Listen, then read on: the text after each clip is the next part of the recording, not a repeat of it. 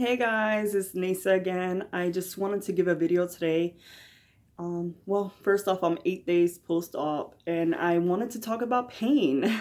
Like what to expect the day of surgery. Like as soon as you wake up and you remember, oh my goodness, I had surgery, most of my stomach is gone.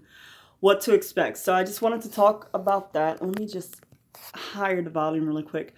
Um, so immediately after surgery, you'll still have your IV in, your fluids in, and they will ask you what your pain level is. At that point, you'll probably still have morphine going through you. If not, they'll ask you, your pain levels and stuff, and then they'll give you morphine then. The morphine is every 2 hours and it's through the IV, and they only do that until you're sipping water. So my surgery was at 12:30. It was over about 2:33.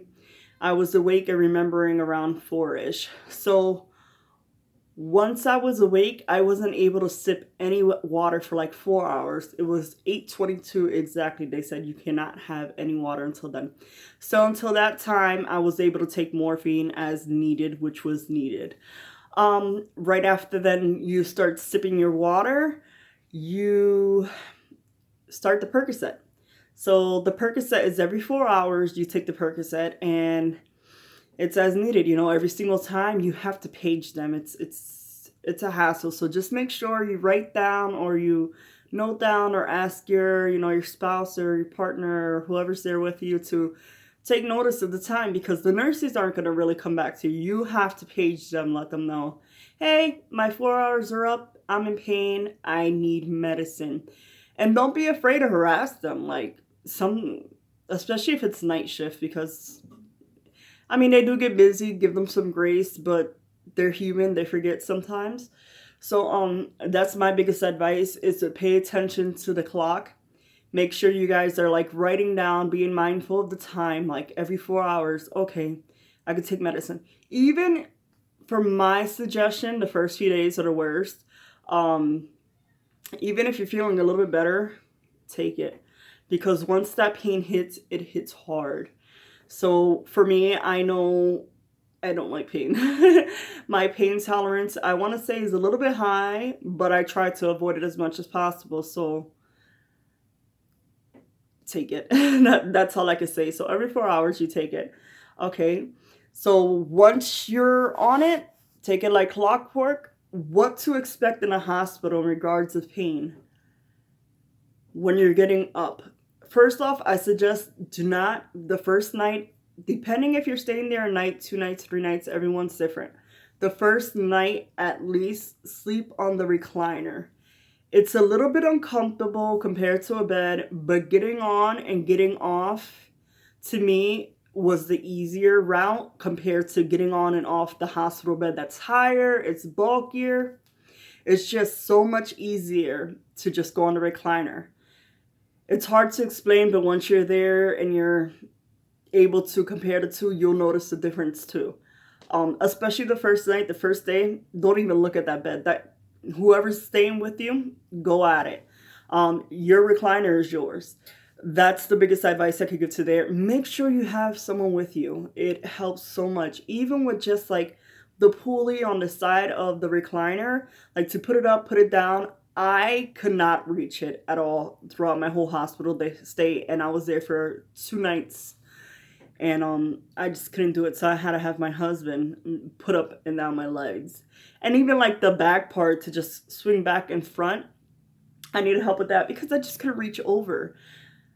You're going to feel like a hunchman. I'm telling you, you're just going to feel like Notre Dame. Like, you're just going to be like, I can't walk at all. I'm like dying over here. That's normal. Walk, though. Walk, walk, walk, walk, walk, walk, walk. Just walk. Because that's what's going to help the air move. The gas bubbles just, it's great for you. Make sure you're also using that machine they gave you, that spirometer or something like that. I don't know, where you inhale to open up your lungs. I feel like that helps a lot too, especially to keep pneumonia away, number one. And when it's expanding your lungs, to me, it feels like it's shifting everything else as well. And I enjoy that. I still use it to this day, and I'm 8 days post-op. And if you lose it or your kids get after it, you could just go, and biggest thing, use it until you cough. Like, you're gonna not want to push it. Like, they test you first before you have your surgery to see, to measure how your lung capacity is, before surgery. So your goal is to try to get to the same level. I was not pushing myself, and congestion was starting, and I was terrified of pneumonia. Now I wish I would have pushed myself. So push yourself with that. Make sure that you're inhaling as much as you can. If you cough, it's not going to break your stitches. I promise you. I know it hurts, but it's temporary.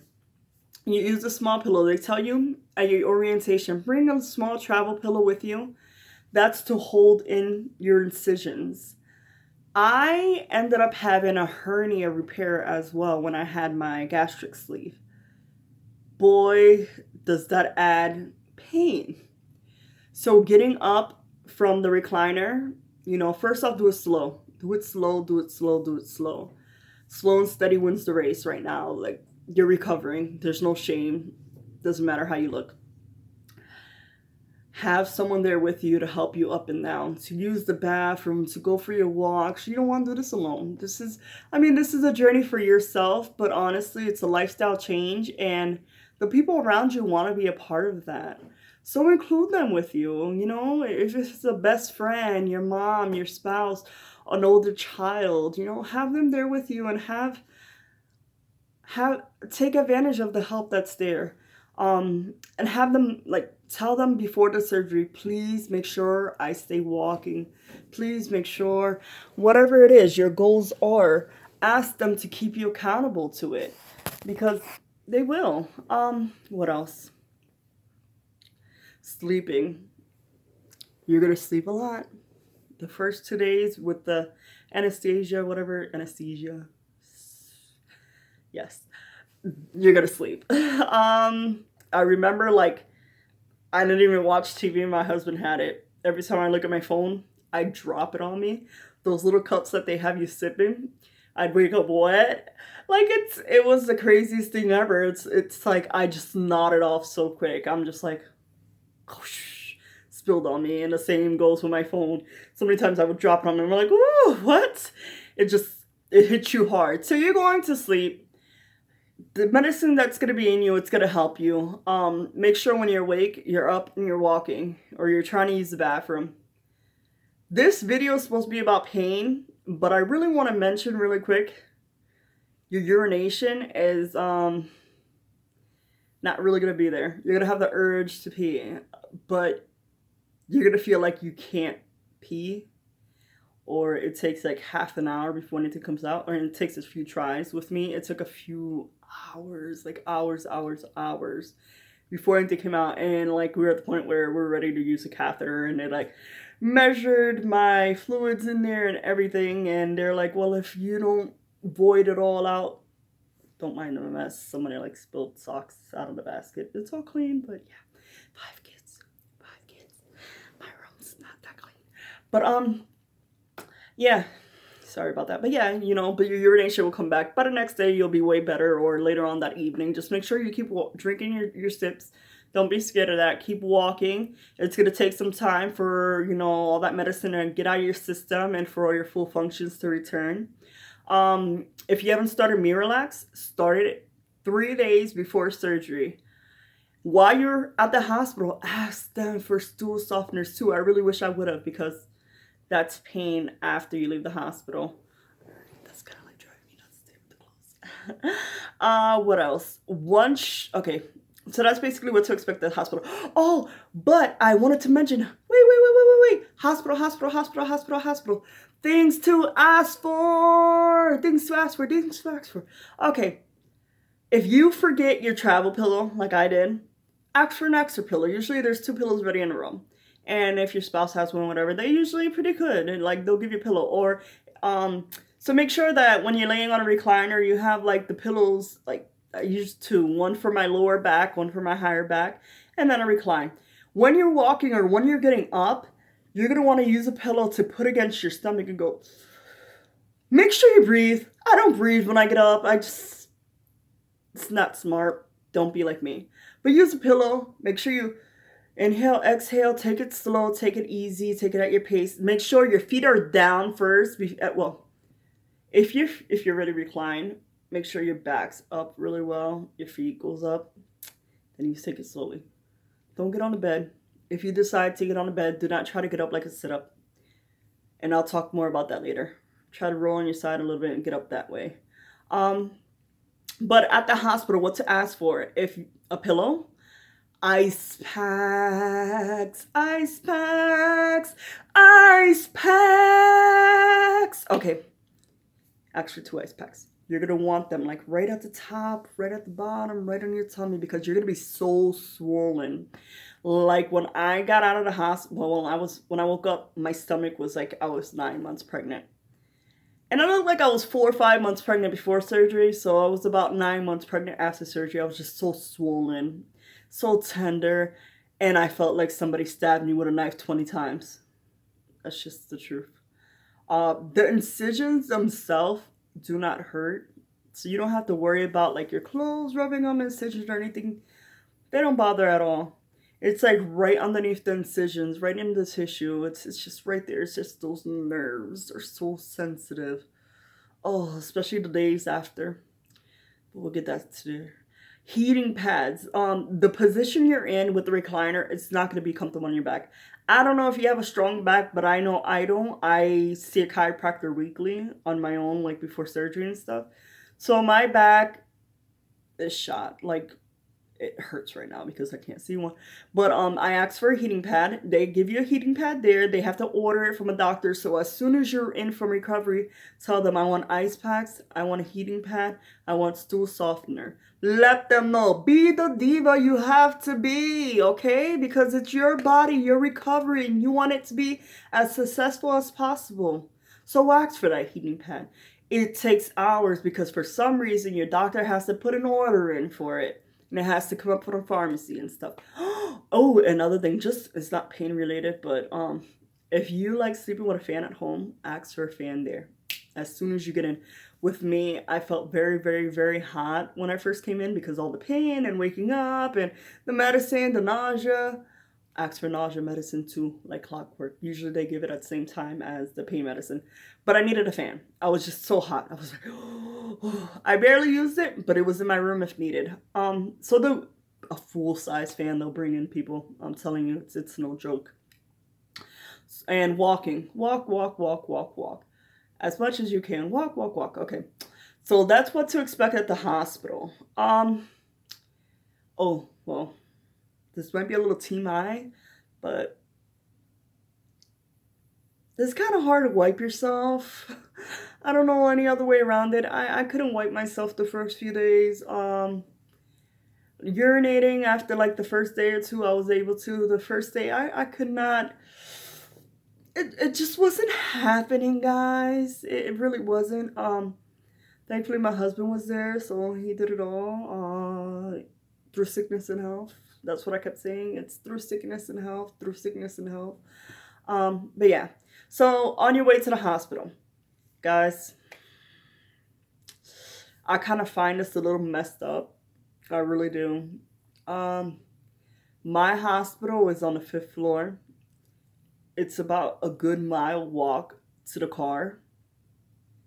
They don't give you a wheelchair to leave unless like they didn't give me a wheelchair to leave, and they said that bariatric patients, they prefer not to use a wheelchair. They want them to walk.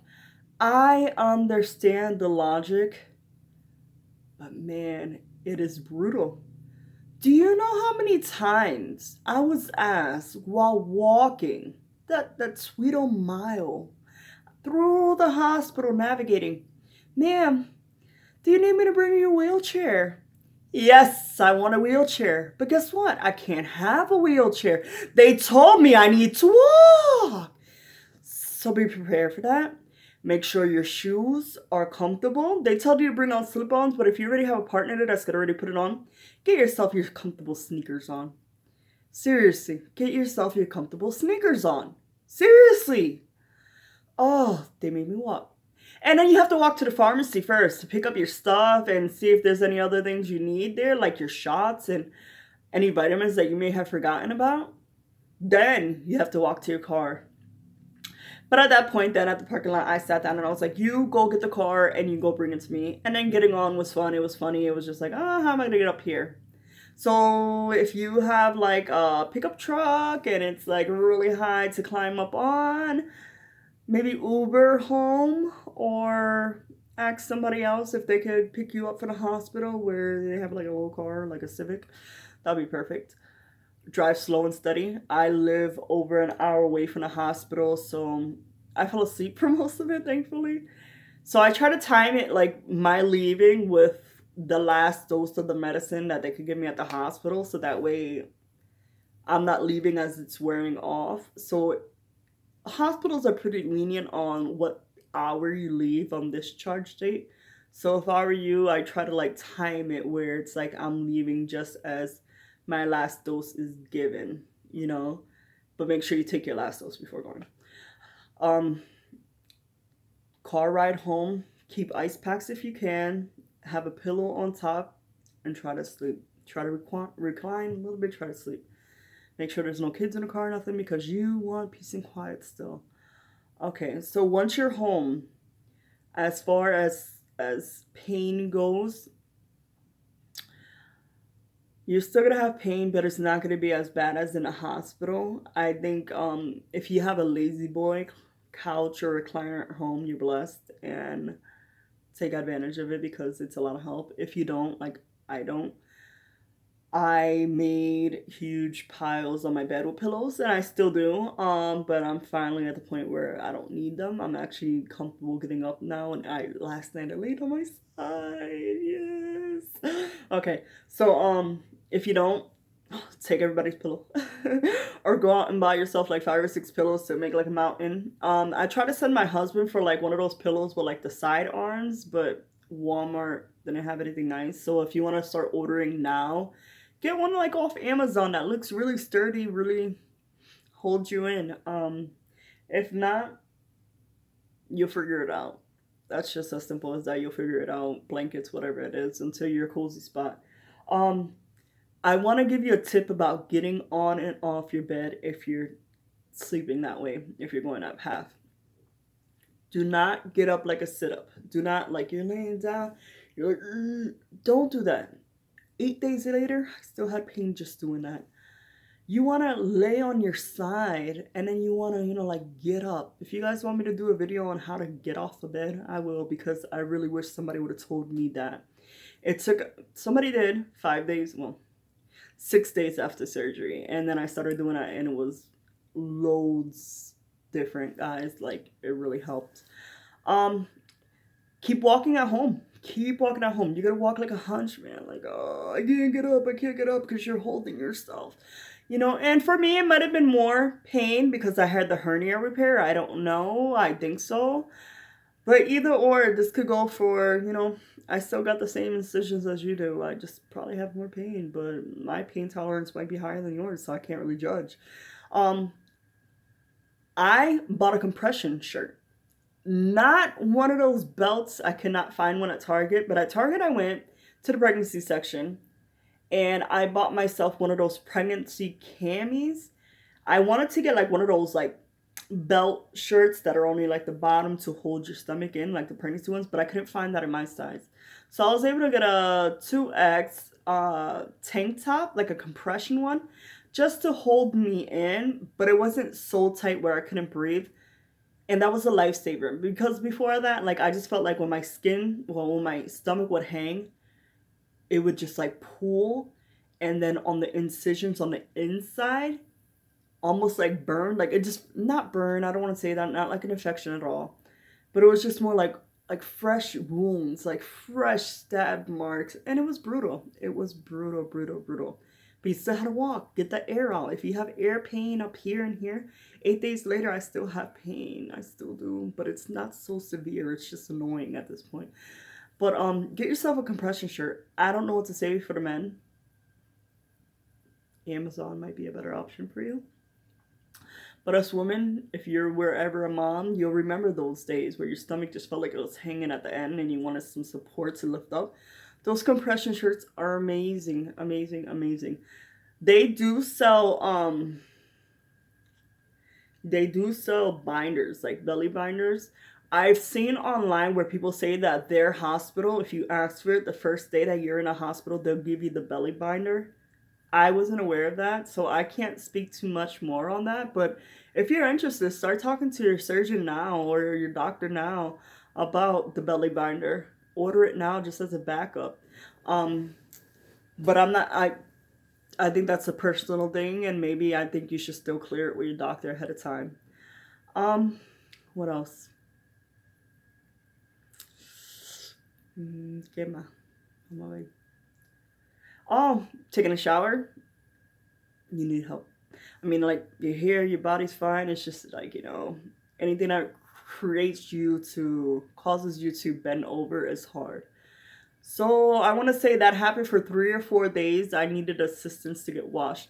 If you don't have help, they sell like those like little like plastic bottles, like when you give birth and you're like able to like pop it and all this water comes out.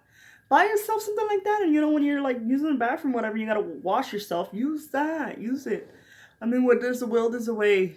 I understand that not everyone's support system is around always, to really help during those intimate times. Or maybe your pride or your ego is like, oh, I want to do it on my own. I don't want somebody else helping me. I'm a grown man. I'm a grown woman. No, I don't want help. I get you. I hear you. I want to help. I had no shame in my game, but I get you. I hear you. Well, you're fine. Get yourself a squirter, or buy yourself one of those shower handles. I don't have those shower handles that you pull down, but if you have a shower handle, you're good. You don't need help. You're fine. You're fine. You might need help getting, your underwear up and stuff like that. But honestly, like the first 3 or 4 days, I was in nightgowns. No underwear on. Seriously, just like a nightgown. Just like up and down, open, shut 'em, open, shut 'em. Okay, but yeah. So basically, that's the gist of the pain. When you're home, continue taking that Percocet like clockwork every 4 hours.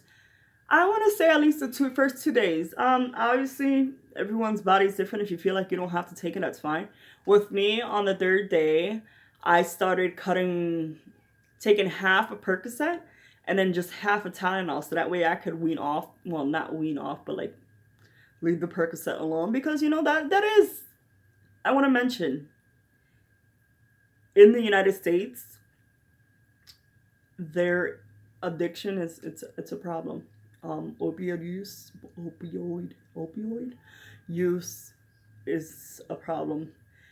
And if you feel like you have an addictive personality, or addiction runs in your family, or you don't know until you're addicted, actually, just be cautious. If you see that, oh man, they gave me 30 Percocets, I don't have to be in pain for the next month. First off, they'll get you constipated. Constipation's not fun. And second off, you have to be careful with it, because you don't want to create an addiction. You don't want to create a problem that's avoidable. So every single time you have to take the Percocet, I recommend you ask yourself, do I really need this? And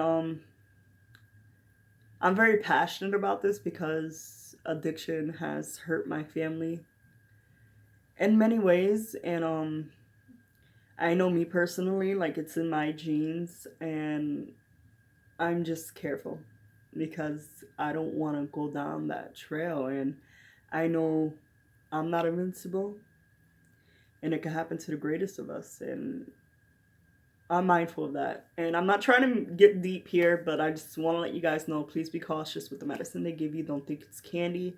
It's a freebie. Don't share it with anyone. When you're done with it, if you want, flush it down the toilet. If you want to have it as backup, make sure you guys store it in a safe place, away from kids, teenagers, visitors, like somewhere in a safe or something like that. And I know I sound dramatic right now, but I'm just being honest. We're having a crisis in the United States with drugs, alcohol, but especially opioids right now. So just be careful, be mindful of how much you take. And just walk it out. Just walk it out. Just walk it out as much as you can. Just walk it out because those air bubbles need to pop. Also, if you can, put it in your budget or something. Maybe a week or two after your surgery, schedule a full body massage. Or you know what? I don't want to say a full body, more like a back, shoulders kind of thing where you're able to just like lean against the chair. I think I have mine tomorrow or Friday. I don't know, but I scheduled mine because you know, you just want to get those little kinks worked out, those little air bubbles worked out. And man, after what you've been through, a major surgery, be proud of yourself and make it your push gift, you know, and get your body on the right track of healing, and give your body a few weeks to heal, and go see yourself a chiropractor, because that hunchback, you still want to get that all aligned, you know, you get it aligned, get it ready for this new you. This new beautiful you, not on the outside. Looks fade, looks change, but you're getting all that weight off to get healthier.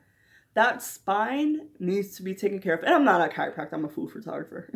Complete, like, different spectrum. But I'm just letting you guys know, like, this is time for you guys to see. I don't even want to see. It's time to change. Get it together. As far as pain, every 4 hours, like clockwork, guys, while you're in the hospital, and walk, walk, walk, walk, walk. And there will be pain when you're sipping. Get it through. Sip, sip, sip, sip. Do not gulp. I gulp a lot, and I feel that pain. I'm like, ow. But sip, sip, sip, sip, sip. All right, guys. Until next time, I'll talk to you later. If you have Instagram, find me at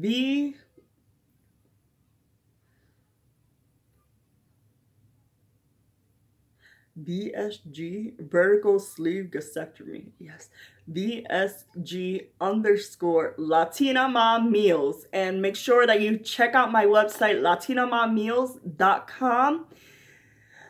I kind of like been slacking on it, but I got some good ideas. Lots of keto recipes are in the works that'll be coming up in the next few months, and maybe a cookbook for us sleevers. Yes. All right, mi gente. I'll talk to you later. Bye.